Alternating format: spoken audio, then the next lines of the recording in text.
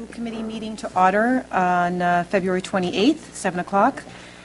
And the item on the agenda for this evening is 7 o'clock. Ms. Angela Davis, Search Committee Summary and Introduction of Finalists. Ms. Deborah L. Spinelli, followed by the interview the candidate for position of Superintendent of Schools, deliberate on election of Superintendent, and adjournment. We will not be going into executive sessions, obviously. But I'd like to welcome Ms. Angela Davis, and if you wouldn't mind, please coming forward. And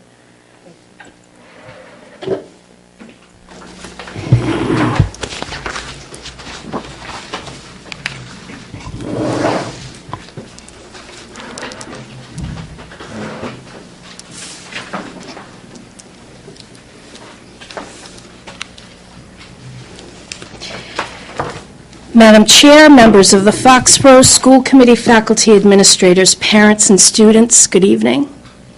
My name is Angela Forster Davis. I'm here to address you in my capacity as a parent representative and as co-chair of the 2011 Foxborough Superintendent of Schools Search Committee, to present an overview of our search process and to formally submit the committee's recommendation and unanimous vote for the next superintendent of Foxborough Public Schools.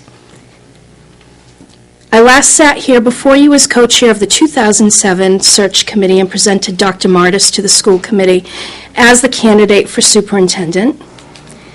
The 2011 search committee consists of 15 members, representing a cross-section of the schools in our district, including principals, administrators, teachers, and parents, the co-chairs, school committee woman Martha Slattery and myself, as well as Sue Abrams, Diane Casilli, Mark Conley, Bruce Gardner, Joan Goodwin, Ted Haggerty, Todd Kaiser, Cheryl Law, Jennifer Morrison, Dan Murphy, Claudia O'Leary, Pete Regan, and Jeff Theodos. Each of my fellow committee members demonstrated a commitment to the integrity of the process and respect and trust for their colleagues. Additionally, each of them has forged a commitment to the values and the concerns the focus groups articulated. I would like to publicly acknowledge co-chair and school committee woman Martha Slattery. To her, we owe a debt of gratitude, and we are fortunate to have your continued leadership. I would also be remiss if I did not publicly thank the search committee member Dan Murphy. We were hard-pressed to find alternative locations for some of our meetings. And without reservation, Dan Murphy, the parent of 3 young children at the elementary schools, offered the use of the conference room at the stadium. Thank you, Dan, for your kindness and your hospitality. You always step up to the plate to ask how you can help, and for that we're grateful. I commend each of my colleagues on the search committee for their conviction, their steadfast commitment to our charge, and unwillingness to settle for mediocrity. In each of the administrators and faculty, I truly was impressed with their level of commitment to the district, to the children, and the work they do. We truly do have the best and brightest in our town. We are very, very lucky. And it is because of those assets and strengths that we must have a strong, well-prepared, and courageous leader to implement the next level of our strategic plan, further elevating our students' academic and student achievement to the next level. At the very beginning of our work, we reviewed the feedback from the various stakeholders in the district and collectively articulated the ground rules and the framework we would use to demonstrate the best search process. Because of the size and the scope of the group, and it was an intense challenge and a great deal of work to ensure that every single person equally had a voice, participated in the creation of the process, and felt confident together as a team. The exchange of ideas, differing opinions, heated discussions, and values were equally expressed with respect and trust as a continuum. The diversity of thought, opinion, and challenges were consistently honored and valued within this group. Despite the challenges we faced due to weather, space, and resources, we continued to collectively push forward with our charge and make progress. We felt comfortable as a group to take the time we needed to conduct a search in a comprehensive and thorough manner. We had a clear understanding of what the needs were in the district, thanks to the focus group results and feedback. We chose to have the focus group results mirror the priorities and the values we used to set the questions for the candidates. We were constantly aware that we were acting not for ourselves, but an entire community of stakeholders, faculty, parents, administrators, students, that had expressed their values and concerns regarding the search process for the next superintendent. These values and concerns remained in the forefront of our minds as we combed through resumes for the specific skills and demonstrated credentials that were determined the next superintendent should possess. This very large committee successfully laid the groundwork and worked hard to get where we are this evening. At the last superintendent search process, I said that I believe a tipping point in that search was that we determined we wanted the very best leader to guide our system, and we simply could not accept adequate or moderate credentials. The mantra continues with this new committee, the difference being that we have been well served by Dr. Martis for some years now, and the greatest concern is that we not lose that momentum that has been built, established, and there simply must be a strong push to be even better than we currently are. Continuous improvement and the pursuit of excellence. This search committee unanimously felt that the objectives simply must continue, and we will not settle for adequate or moderate leadership. And so we discovered something else about ourselves along the way, that we as a group, as a district, are ambitious in terms of our academic and student development expectations, and that we expect the academic and student achievement to ramp up to the next level.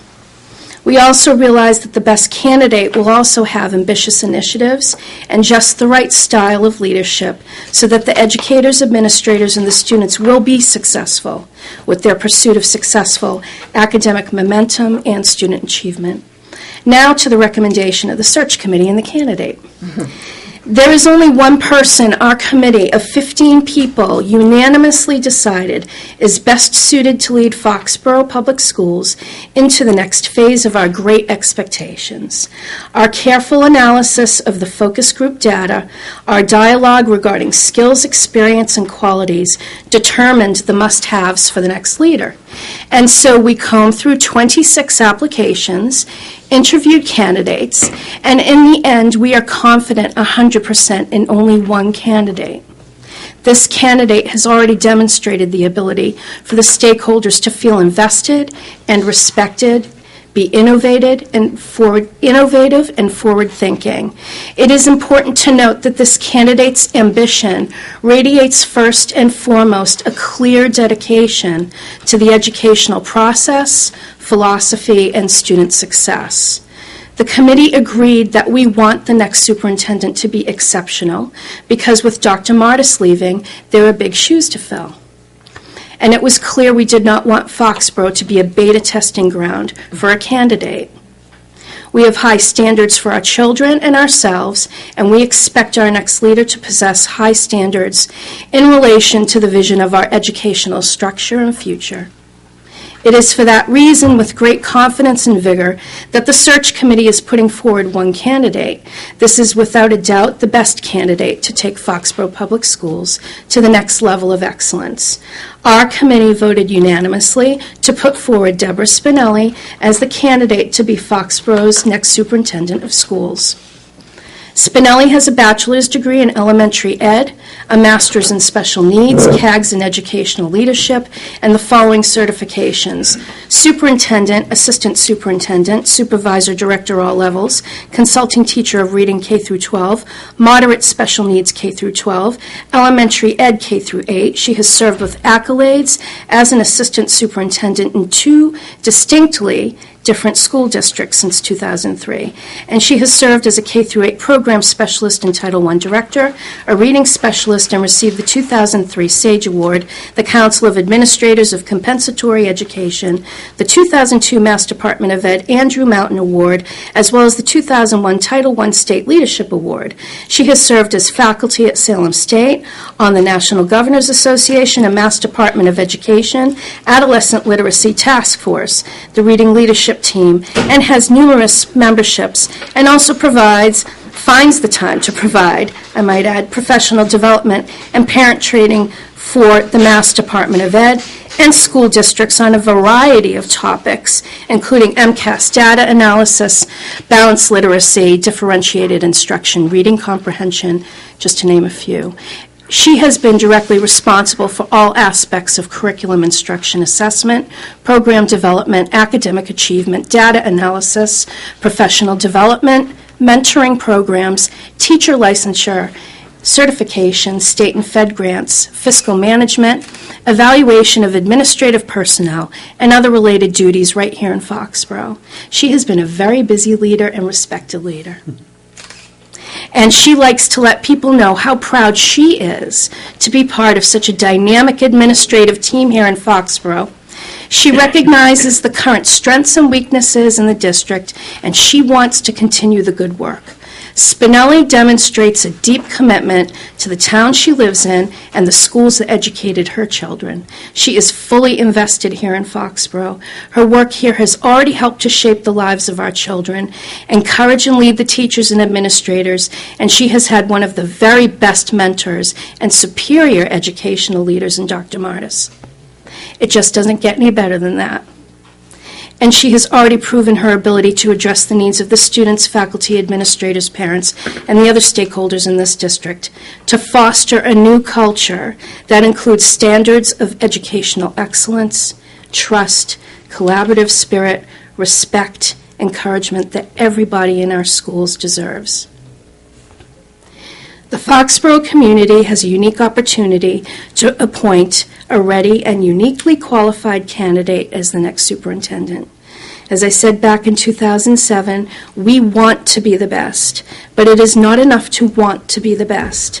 We need to continue identifying what that means and have a strategy to be the best and a demonstrated leader to implement that strategic plan and harness our strengths to reach our goals. We have found that leader who is well aware of the educational environment, resources, and challenges here in Foxborough. It has been a pleasure to serve with you, Mrs. Slattery, and my colleagues. It's been an honor to serve the school district of Foxborough. And now I am most pleased to introduce to you the very best candidate for the position of superintendent of Foxborough Public Schools, Deborah Spinelli.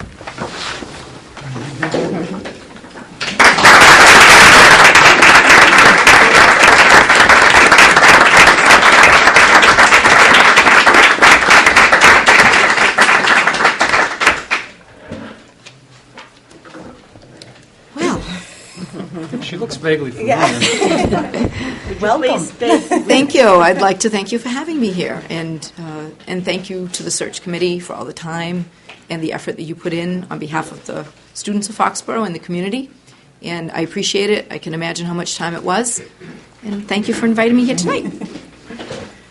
Thank you for joining us this evening. And thank you to Ms. Angela Davis for a wonderful presentation of your process of the superintendent search. I think that's very important for us as a committee to hear, for the community to hear at large. We want to thank the 15 representatives on your search committee. I know, having been on the last superintendent search committee myself, that it's a lot of time, a lot of effort, not only going to the meetings, making time out of everyone's busy schedule, but also the time spent outside of that meeting, reading resumes, going over questions, thinking intently about the direction that each member wants to go. And so on behalf of the committee, we really want to thank all the members of that search committee, many of them who are here this evening. Thank you. Yeah, if you wouldn't mind standing, we would appreciate just recognizing. Those of you that were on the committee. Yeah, those of you who were on the committee.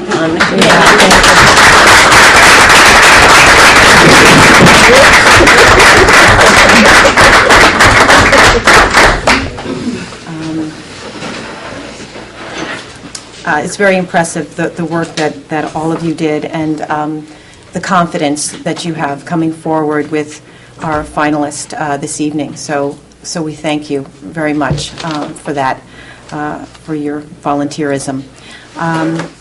I would like for the committee to move into the next phase of tonight's meeting, which is to interview Debbie for the position of Superintendent of Schools. I'm going to start with the first question, and then I would like for each of the committee members to ask a question of our finalist, and then we'll proceed on to the next phase. So I'll just start with an opening question, and that's to ask you, what has led you to decide to apply for the position of superintendent here in Foxborough? Okay. Thank you very much. I'm going to start a little bit back.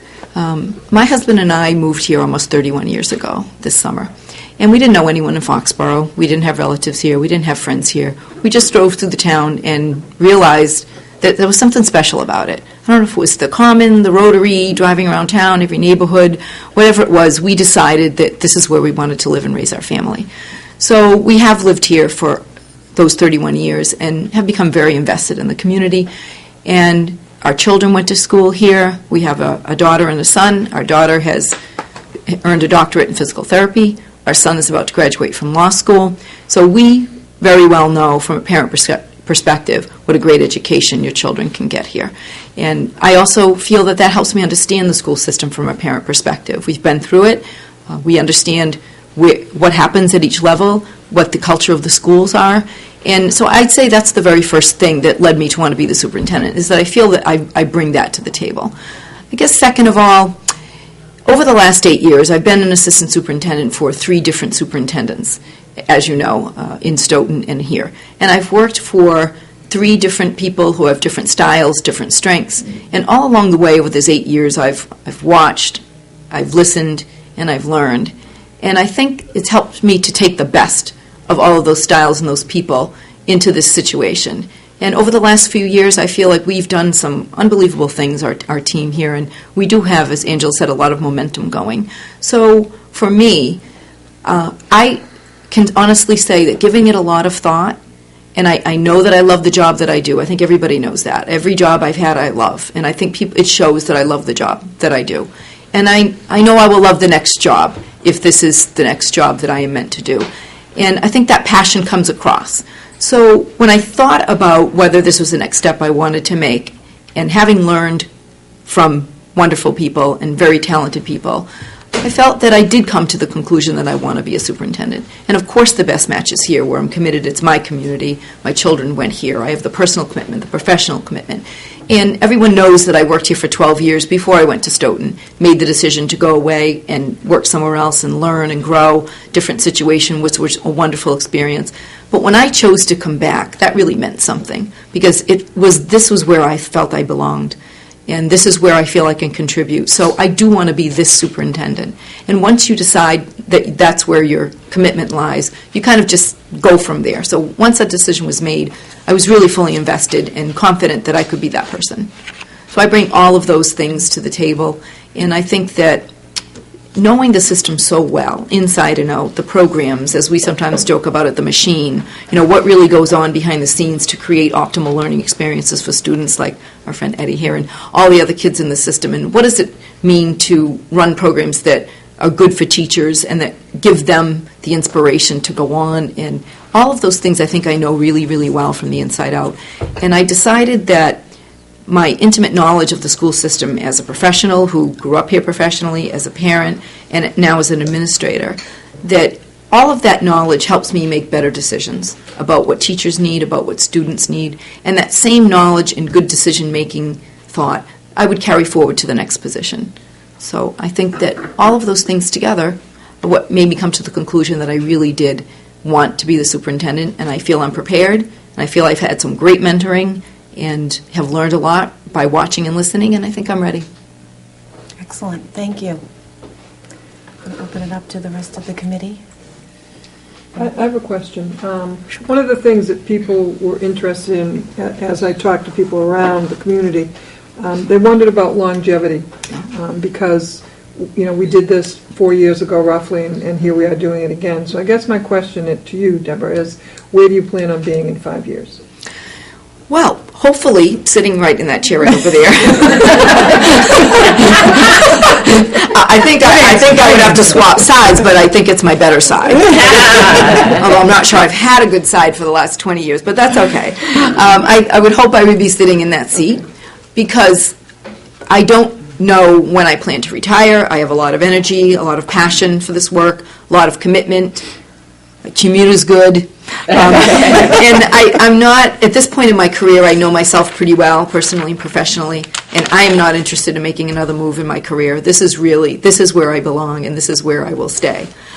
So I hope in 5 years I'm sitting over there, I don't want teachers here, but hopefully thinking up some new and innovative ideas still, hopefully at the right pace. Hopefully I will be still listening to teachers who get excited about what they do and watching the wonderful things they do in classrooms and working together as a team. We have had some wonderful things go on here the last few years, so I think the next phase will be equally exciting, if not more exciting, as we've had such a great foundation the last 3.5 years that you can really build and maybe accelerate your pace of progress when you're building from a really solid foundation of good work and collaborative teaming and solid relationships. And those don't come easily, and I don't take those for granted. So those are great foundations upon which we can move forward. So I don't have a retirement year in mind. I stayed home with my children for a few years when they were babies.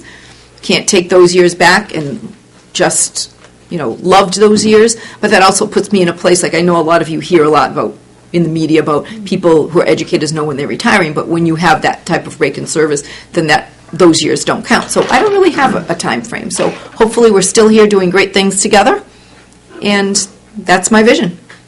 Thank you. Kate. Debbie, if I may, you have a demonstrated track record of collaborating and bringing wonderful team spirit. You've done innovative things with the curriculum, and no one has done that better than you, and you're very well known to us. So let me step back. You know how we always talk about student achievement, and you are an innovator. So if you took a broad brush, how would you like to build upon all of the successes that you and Dr. Martis have led us to? What specifically would you do to continue to bring innovation and to build on student achievement? Okay. I'm going to go in two different. I'm going to go in two different directions. Say one of the things that we have learned as a team over the last few years is that looking at the whole child, that the child's social, emotional, mental health issues, psychological state, those things are more critical than we probably ever knew. So I think as a team we've become very interested in having the child be happy, healthy, feel safe, so that they can learn optimally. Because the more the child is feeling stressed, and all the things that are happening in the economy right now with families, all those things are carried into the child, and then the child brings them to school. So I would say one of the things that we're working on is how does that relate to the programs we're putting in place. So we've mentioned to you before about Caring School Communities being our core program for a healthy classroom climate where children get along and they know how to make decisions and they know how to solve problems and talk to one another when there is disagreement. And all of those things go into us building what I call the whole child. So I wouldn't want to lead a district that is focused on two numbers, the MCAS ELA number and the MCAS math number. That doesn't really, those are very important, and we always want to see continuous improvement on those. But we've come to realize that if the child is not well supported emotionally, psychologically, socially, that the child can't progress optimally. And so then as a group, we don't progress to our maximum potential. So one of the things I would hope we continue to be innovative with is what do we do in that realm of social emotional competency, is what we call it professionally, and to continue to be innovative and provide services that meet the child's needs in that, because we know that that is the foundation for academic learning. I'd say the second thing that we're trying to be more innovative in is how do we incorporate the 21st century skills. And you hear that phrase a lot in the media, in literature, and sometimes we discuss it at the meeting. But I think there's sometimes a misperception that 21st century skills means using technology more. And what it really means are four things. It means that students know how to learn collaboratively. So it's not like the old days when I was growing up that you were given your assignment, you do your work. The classroom is quiet, you turn it in, you get the grade, and then you start all over again. learning is really a social being. The more children discuss concepts with one another, the more that they can help each other learn, the more their own learning is solidified. So we want to help students learn in collaborative environments as often as possible across content areas, because that is what's going to happen in the workplace. So when we talk about 21st century skills, the first one, collaboration, is what they're going to need to be successful in the workplace. So there's a rare job that you're just doing your thing at your workstation and you don't interact with people. So companies are looking for people who can work effectively as teams, who can communicate with their colleagues, who can process information and come up with collaborative solutions. So that's the first. The second 21st century skill is creativity. That can we think creatively to solve problems? And I think that's one thing that I'm good at and our team is good at. So we don't just look at very specific, if this is the problem, it must lead to that. We've really become better at thinking outside the box, and we want kids to acquire those skills so that when they go into college and the workplace, that they have that creativity approach to problem solving, to think about all the possibilities and then narrow it down to what could possibly be the best solution and try it out. And creativity is also about, if that doesn't work, you have another plan. So you've got another idea, and you're going to just keep going with that. So we've got collaboration, creativity, critical thinking. Being able to really engage in high levels of thinking is very important right now across all of our curriculum. So the what we would call traditional types of learning, like rote memorization, retaining knowledge, facts, those things are still important, but we want them to be able to think critically, to be able to synthesize information from different sources, to be able to analyze it, evaluate it. Is it true? Is it not true? So that's really important as well. So all of those 21st century skills are what we're trying to bring to students, and we have to get pretty innovative to do that, because you still have your traditional content in courses, and now we've got to apply these 21st century skills to help them go on. So I would say that's probably the area that we're trying to work on and that I would want to bring more to the table with. And that certainly ties in with our use of educational technology, because instructional technology is what facilitates all that. So when kids talk about learning together, having blogs, co-writing using Google Docs or all those things, all of the technology, it's not about just using the technology to use technology. It's about using technology to acquire your 21st century skills. So that, to me, is where our innovation is in the future, because that will give our kids a competitive advantage in college and beyond in the workplace. So that's what I hope to expand our innovation. Great. Thank you.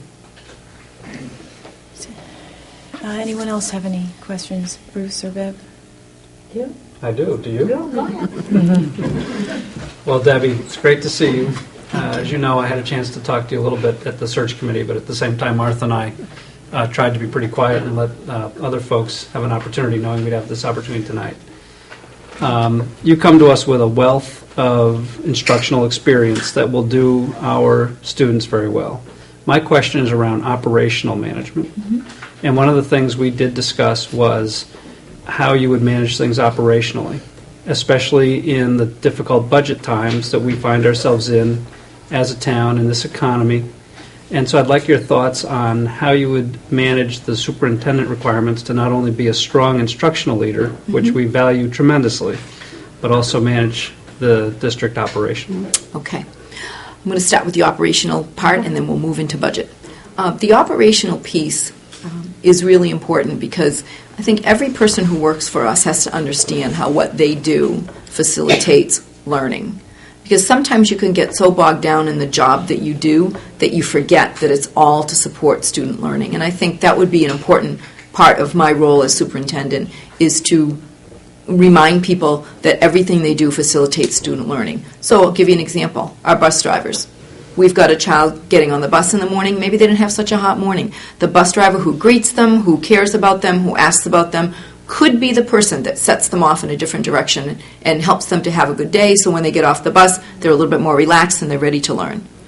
So everybody plays a really important part in the operation. The facilities. There's a lot of research that shows that if your facilities are well maintained and are effective, that equates to an effective learning environment. That if your facilities are falling apart, then that actually does contribute to a lower student achievement, because there's a lot going on. It's not the optimal learning environment. You might not have the tools. You might not have the right lighting. All of those things have been studied. So every piece that people do is really important to support student learning. So that would be the number one operational management focus I would have, is to value what everybody does.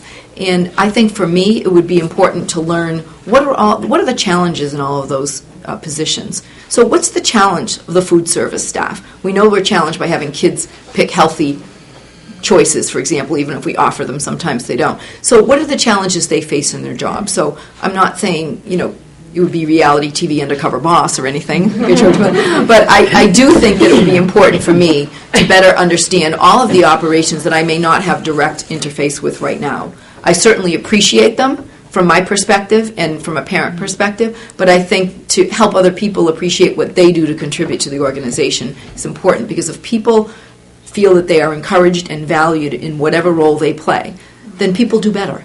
So I would hope that my further understanding of their role and encouragement of them in their role would inspire them to be the best they can. So I think that's the message, is whether I'm talking to students or any staff member, that they can be the best they can be. And I hope people know that we want them to be the best they can be, no matter what role it is, and that's important to the students around you. So operationally, I would learn.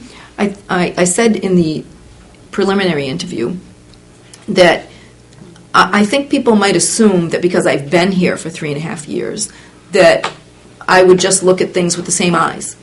And I know that I would not, because right now I'm looking at things through the lens that I have on curriculum instruction and assessment. And yes, I see everything else that's going on, but when other people take responsibility for it, you're not looking for it from that perspective. So what I would do is look at everything with a new set of eyes and not assume that I know everything about how everything works behind the scenes. And so I would certainly look at everything totally differently and see what I had to learn, not assume that I don't have anything to learn about the district. I bet I learn a lot that's different because I'm looking at it from a different perspective. And that I would see in my first year, for example, that I would find that I would be trying to strike a balance between listening and learning about those things I may not have 100% of knowledge about, and acting. So what do I already know, and what actions am I going to take based on what I'm learning now? But overall, this is a good place to be. And our people are very efficient at what they do, and they're very good at what they do, no matter what role they play. We have great staff members. And that is not lost on somebody who has gone somewhere else to work. So when people ask me at the time, why did I come back, it's not just because it's my hometown and I'm committed to it, but it's also because our teachers, our staff members here, are professionals. They are the best. And who would not want to come back and have an opportunity to continue to work with them professionally and everybody else? So operationally, I would learn, look at it with a new set of eyes, and then see what I now know that I might not have known. Budgetarily, we know we're going to be going into an even tighter budget economy. We've known that for a couple of years. We've been saying for the last couple of years, every year we get pinched a little, and the pinching is getting more pinchy. And I'm not naive enough to think that everything is going to be wonderful in the next couple of years economically. However, I think that the relationship to the budget, especially in the tough economy, is that as an administrator, whether I'm the superintendent and the entire administrative team, I expect us to contribute guidance. What is it we're trying to accomplish in the school system? And what are the most important things? What are our priorities? So I would hope to contribute to the budget process guidance.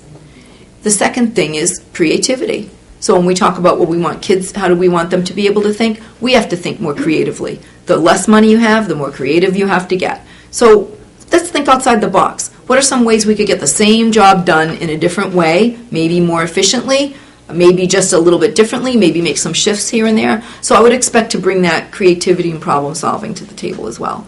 I think the third thing is challenge. So we've got great business minds here. We have a experienced business administrator. We have other experienced people in the business office. So the question is, the challenge is, this is what we're trying to do.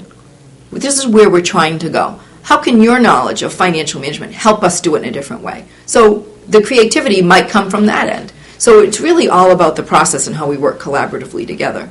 And then I think the fourth challenge would really be that I have to be able to fully understand and defend the budget publicly. And I think that my having lived in town for so long and knowing the system inside and out, that making decisions about the budget will be easier It won't be easy, but it will be easier the more you know about the internal system. It'll be different for a newer person coming in that doesn't know to have to make those decisions fairly quickly in the fall. So it would be a little bit easier for me, having known the history of what's gone on in the last few years budgetarily. And I would say I'd have to be able to really sell the community and the budget that we need. But the bottom line is, it's one thing to say we want an educationally appropriate budget. We have to also be fiscally responsible. So I would advocate for fiscally responsible and educationally appropriate budget.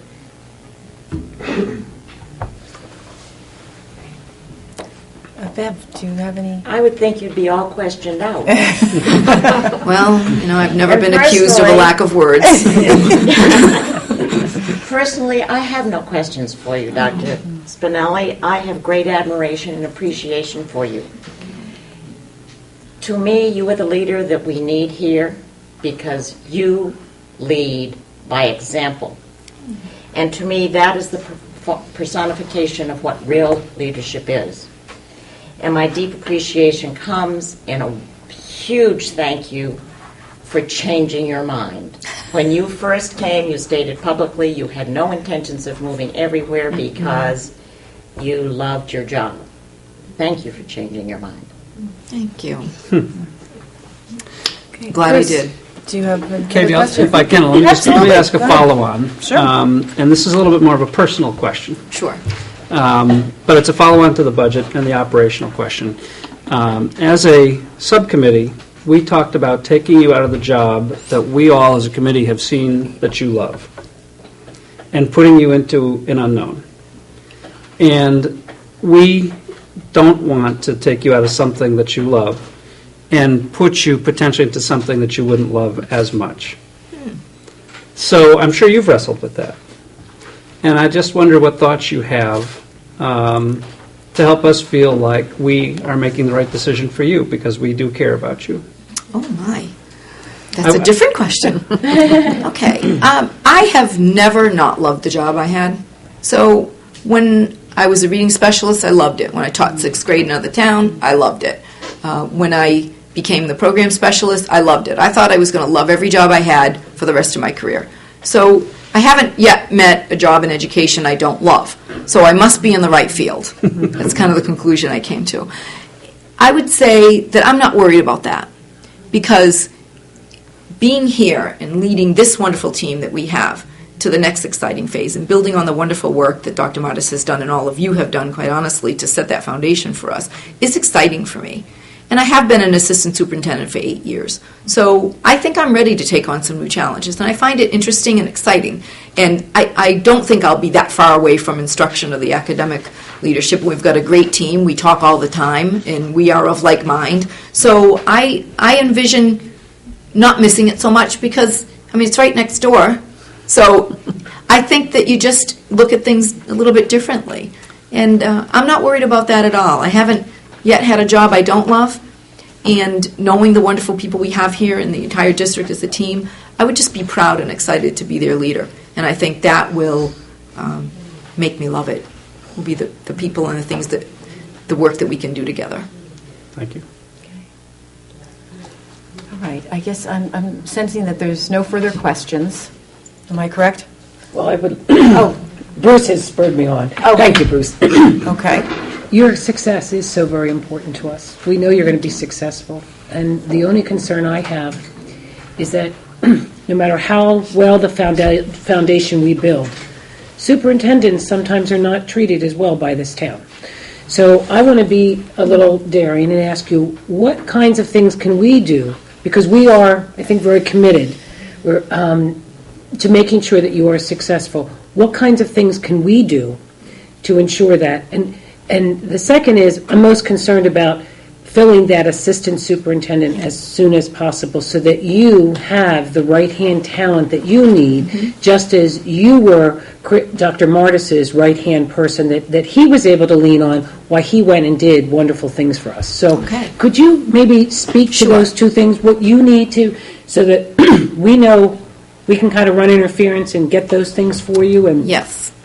I'm going to take them in reverse order. I appreciate the second comment, because I, too, if I'm appointed to the superintendent, I, too, would like to start that search fairly quickly, because there are good people out there, It is the last day of February, and we don't want to lose really good people by 2 weeks, and other people are already out there in similar jobs as assistant superintendent. So that would be very important to me. But there are good people out there, and knowing our team as well as I do, I feel that we can really find somebody that will fit in really, really well in terms of our philosophy and where we're trying to go and the way we think about teaching and learning. So I'm not worried about that.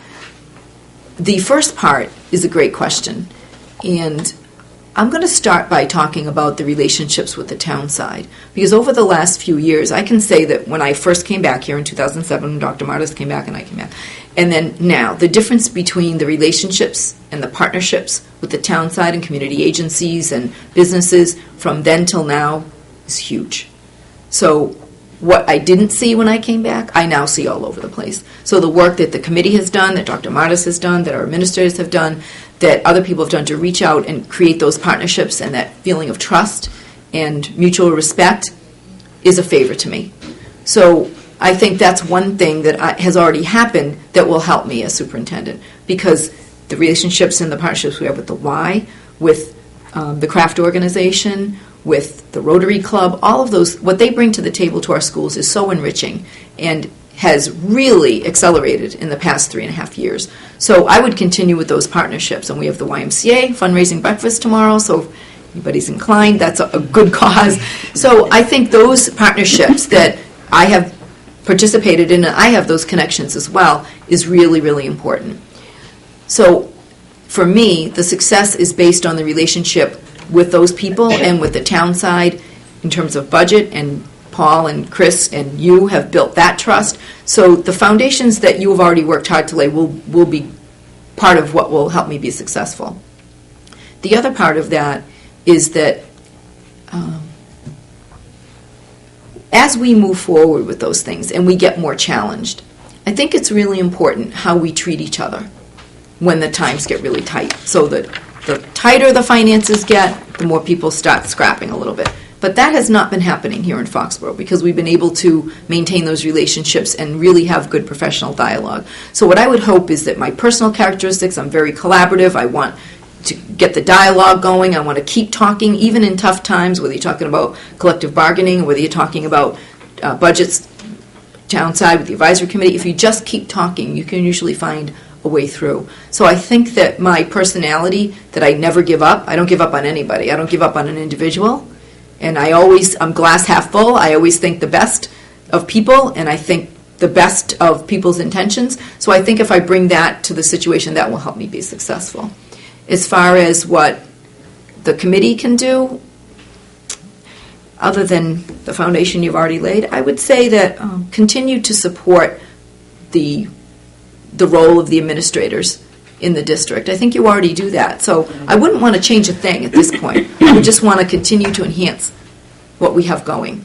And I think that one of the things that people might not realize, because I think people would say I'm a nice person. Sometimes people, if they see you as a nice person, they don't see that you have a tough side. I do have a tough side. And I don't mean tough as in the negative definition. I mean tough in that I do have courage. I have courage to make the right decisions. I have courage to say, that really isn't good enough if we're looking at things that we're doing internally or programs we're offering to students, that I don't mind admitting the honest bad news. I think I've called that before, that, that really isn't good enough. So I have the courage to say that's not good enough and let's work together to make it better. I also have the courage to realize when change is not necessary. So I'm not that person that wants to change for change's sake. So if you say, this is going great, let's not go with the newest, latest fad because that doesn't suit us, that takes courage. And I think going forward, I also have confidence in my decision making, and I have confidence in my intuition, and I'm very intuitive about people and their motivations and what they're bringing to the table. So I think all of those things will help me be successful, because bottom line, your knowledge that you bring to the table is important, but your people skills honestly trump that when you get into a leadership position. And I think I have the right people skills. Thank you, Debbie. Anyone else? Martha? When I think about trying to fill Deborah's role as an assistant superintendent, I think one thing that this committee, this town should be very proud of is that we've built a very strong school administration, and good administrators will attract more good administrators. And I think, we say it over and over, this is the place to be. And I'd be hard-pressed to, I know when Chris came on board and we put out for the assistant, it was incredible how many people wanted to come here and be our assistant superintendent. And I see that continuing. And I think once we announce if we're moving forward in this direction, I think once again we'll be astounded as to how many good people will apply and want to fill this position. So it's important for us to keep the momentum going and move in the right direction. Good point. Any other further questions for Debbie? Okay, so we're gonna close that right now, and then we're gonna move on to deliberate on the election of the superintendent. I just want to make a comment that Debbie has talked about having people skills, and you were talking about knowledge. I think Debbie has both. She has people skills and she has expertise and knowledge. And I think what's very evident tonight is, we know Debbie from the work that she's been doing here, so we don't have to kind of list all of her accomplishments. We know them, but what's evident tonight is that she has a vision for this district, and from the way that she's talked tonight, and that's a quality that I feel definitely I want to have in our next leader here in Foxborough. I also think the professionalism, the innovation, the dedication to our students, it's just so evident here. It's been demonstrated over and over, and I'm feeling very confident. I have confidence that Debbie would make a wonderful superintendent. So I want to just kind of start off by saying that and kind of open it up to Just others. one other thing. Yes. I think for those of us who were there on opening day when both Chris and Deborah came to the first faculty meeting at the high school, I don't think I'll ever forget it. And I was amazed at Dr. Mattis's astonishment when he announced that Deborah was going to be the assistant superintendent. You would think we were in a frat house, the way everybody was cheering and screaming and yelling, and he just, I'll never forget it, he put the microphone in his hand, he just started clapping right along with everybody else. So I know she will continue to have that kind of support with the administration, with the teachers within the system, because they know her, they respect her, and I think they will fall in behind her. And I think that's what's important, because we need someone who will continue to lead the same way Dr. Martis has, and I know she can do this. And I've watched her role change. I've watched her come back and do wonderful things for our students in our system and our educators, and pull the system along with Dr. Martis back together. And I couldn't be more proud of the fact that you're sitting here before us as our candidate for a superintendent. Thank you. I'll never forget that moment either, It actually. was incredible. It was absolutely... Because they always, everybody that was you always there. have that phrase in your head, you can never go back, can you really go back? And that moment for me was... Solidified it. Oh, because I thought, these are my people. So I certainly, never regretted for a minute that I made that decision, and it's just been really rewarding to be here the last few years and see what great things can be accomplished when you have the right people and the right attitude together. Others want to talk? One of the things that I want to add especially for Kate and you, Katie, and for Bev, who weren't on the committee, is that as a search subcommittee, Debbie did not have this sewn up. No. We conducted our meetings in executive session, so I don't want to be too specific.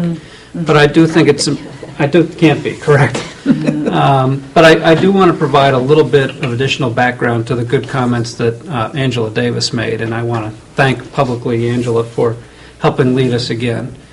We did interview, we narrowed it from 26 to 6. 2 were superintendents, 4 were assistants. We had some pretty impressive candidates on paper with some pretty interesting backgrounds. And some pretty strong backgrounds, of districts that you would say those are leading districts, and it would be interesting to get their perspective on our town and on what they would do to help move our town to the next level. There were times, I think, during the process when, we wanted to to lean towards Debbie, but we kept saying, no, we've got to have an open mind about these other candidates. And they were very good. And then Debbie came in. And she did an exceptional job in her interview. As we have seen again tonight, she conveyed incredible likability, incredible sincerity. I think there are things that that she just demonstrated in her comments that blew away the other candidates. And while we had some very good discussion as a subcommittee about what were the benefits of looking at an outsider, and at the end, I think the reason why the committee came forward with one recommendation was with all of the other things that an outsider would bring, it would not replace what Debbie brings with her knowledge of our system, with our confidence in her, and ultimately in the feeling that the staff has about her. The staff was very supportive of Debbie as a candidate. And we're in a time where we have an opportunity to keep driving our student achievement, and you asked about that, Kate. You made the comment. We've been very focused upon that. I think that the committee felt that Debbie gave us the best opportunity to keep going with all the goodness we have, granted tough times ahead from a financial standpoint. But that's why, if you're wondering why only one candidate, or if the public's wondering why only one candidate, at the end of a very thoughtful and somewhat long process, those were the reasons. Yeah, Bruce, thank you for sharing with that, because sometimes we can't discuss in executive session, so we're not going to do anything illegal here, rest assured, okay? But I think it's important to kind of assess the competition and let people know what stellar finalists we have. And I'm absolutely, having been here working on my 17th year and having seen how we do searches and how we've done them consistently over the years. And when Angela Davis and Martha ran the last search, and then this time, I have complete confidence. And because it's the way in which you run the process with all of your teammates out there, and it doesn't get any better than that. So I'm very, very confident, and I think the public needs to know that. And I think Bruce, with what your comments, and Angela, with what you've presented, you've let the public know how tough the search was, and how you strove and you have achieved those standards. And I feel very, very comfortable. And I will just say, I met this woman over 20 years ago. I was so dazzled and impressed. I uprooted my husband and my children to come to Foxborough, and she has never, ever let me down. And when she came back, I was even more excited about the ability to innovate, what she's done with curriculum. I just want to make sure you have all your resources so you can continue now to innovate as our superintendent, because I think it will be a wonderful mix. Thank you. I just want to make one comment about the search and the process myself. I think in my heart, I knew what was in the packets. I knew how many candidates we had, and I felt as though we owed it to Debbie to show her that she was the best candidate. And I think by doing this process the way we did it and going through everything and then listening to her as the last candidate, Bruce is right, she blew us away, and she proved to us that she was the candidate of choice. And I think we needed to also prove to Debbie that, when we made the decision to only move one person forward, that we were truly moving the best candidate forward. And I think because it was unanimous, I think we've proved to Debbie that we just didn't settle for her. She showed us, and she proved to us, and through our, what we went through in this process, that we proved to her that she's our best candidate. Thank you. That's actually, I'm very touched by that. But I said to you, I think, in the interview, that I believe that every person has to earn their way into the job. So that's what my goal has been, that it's a mutual thing, and I appreciate your votes of confidence in your words, and I think we're ready. Everybody hears the good to great, and perhaps your current superintendent quotes good to great, and I think that all of the work we've done over the past few years is we're ready for great to greater, and our teachers are ready, and they're already doing it, and we're all ready. So that's the new mantra, great to greater. I like that. It would be my pleasure to make a A motion? A motion. Yes. I would like to make a motion that, sitting here tonight, we bring forward our best candidate and move her into the superintendent's slot. I'll Ms. second Deborah that one. Spinelli. And I would like to just amend that motion to just include pending successful contract negotiations with Ms. Spinelli. Second that. Any further discussion? Seeing none, all those in favor? 5-0. Congratulations. Congratulations very much.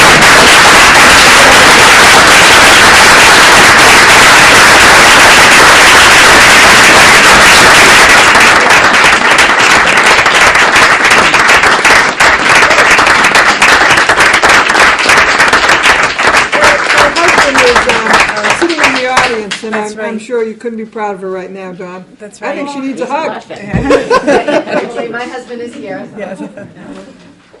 All right, before we finish, I just want to say one thing, or actually a couple things. I would like to thank Glenn Kuchar from MASC. He helped guide us through this whole process once again. I'm happy to report that we've probably come in under budget one more time. Yes. That we didn't have to expend a lot of town money in order to do this. And every organization, every team has an unsung hero.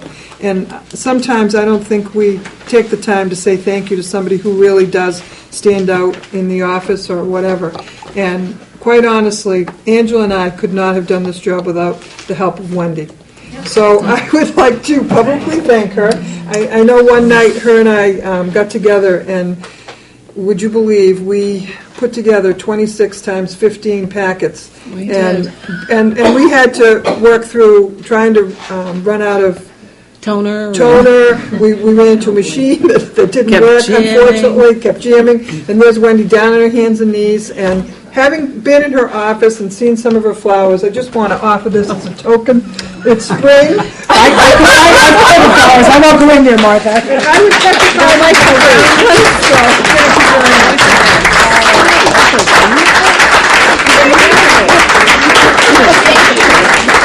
It will be a touch of spring in Wendy's office. Smell like spring. It does smell like spring. Don't get your hopes up. It hasn't happened yet, but. Thank you, But Mark. again, Wendy, thank you very much. You always Thank you, go- Wendy. She's always with a smile on her face, always above and beyond, and we couldn't have done it without you, Wendy. Thank you. It's my pleasure. I'd just like to make two more comments. One, I'd like to thank you, Martha, and you, Bruce, for participating in the Superintendent Search Committee. We're thanking everyone. We need to thank the two of you for putting all the time and effort that you did into this. It was a great group. And we're very thankful. You did a great job. Also, I'd like to get the approval of the school committee for myself and for Martha to go into negotiations with Debbie regarding her contract, and then we'll bring it forward during an executive session. So moved. Second. Okay, any further discussion on that? All those in favor of I'll even vote for going that. into negotiations with Debbie for her contract? Thank you very much. I think we're going to adjourn now. One So- other thing, special thanks to the committee, one special thanks to the committee. You know, last time I said we came together as a committee and we left as friends, and I feel very strongly that happened again. We had such a great time together, we respected each other, and I couldn't be more proud to sit on that committee with all of you. You were wonderful, and I really appreciate your involvement, each and every one of you. Thank you.